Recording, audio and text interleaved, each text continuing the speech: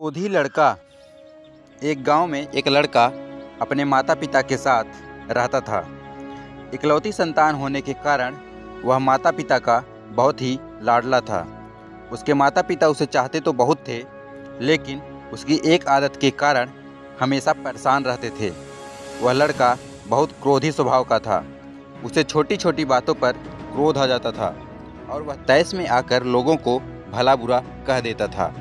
इसलिए पड़ोसी से लेकर स्कूल के दोस्तों तक ने उससे किनारा कर लिया था। माता पिता ने उसे कई बार समझाया, लेकिन उसके स्वभाव में बदलाव लाने में असमर्थ रहे। एक दिन पिता को एक युक्ति सूझी और उसने लड़के को अपने पास बुलाया।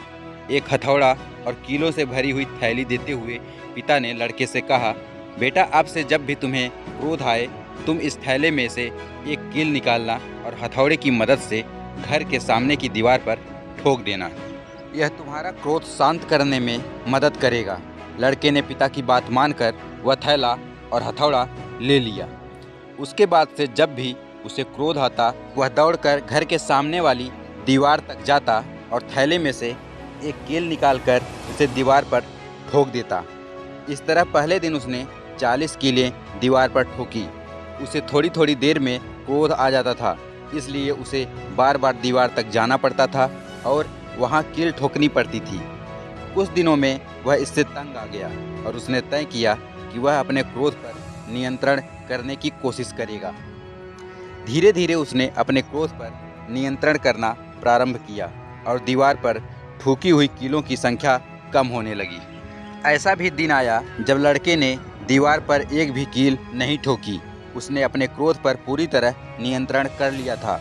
उसके बाद भी कुछ दिनों तक उसने खुद को परखा और जब उसे यकीन हो गया कि उसका क्रोध पूरी तरह से उसके नियंत्रण में है, तो वह अपने पिता के पास गया और बोला, पिताजी, अब मुझे इस हथौड़े और कीलों की ज़रूरत नहीं है, क्योंकि मैंने अपने क्रोध पर नियंत्रण करना सीख लिया है। सुनकर पिता खुश हुआ और उससे हथौड़ा और कीलें वापस ले ली।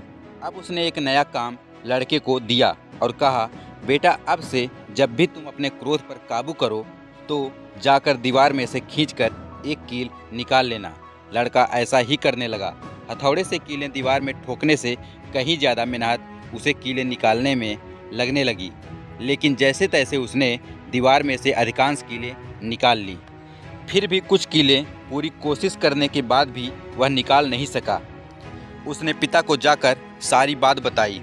पिता ने उसकी प्रशंसा की और दीवार की ओर इशारा करते हुए उससे पूछा, बताओ, इस दीवार पर तुम्हें क्या दिखाई दे रहा है? मुझे कुछ छेद दिखाई पड़ रहे हैं पिताजी, लड़के ने उत्तर दिया।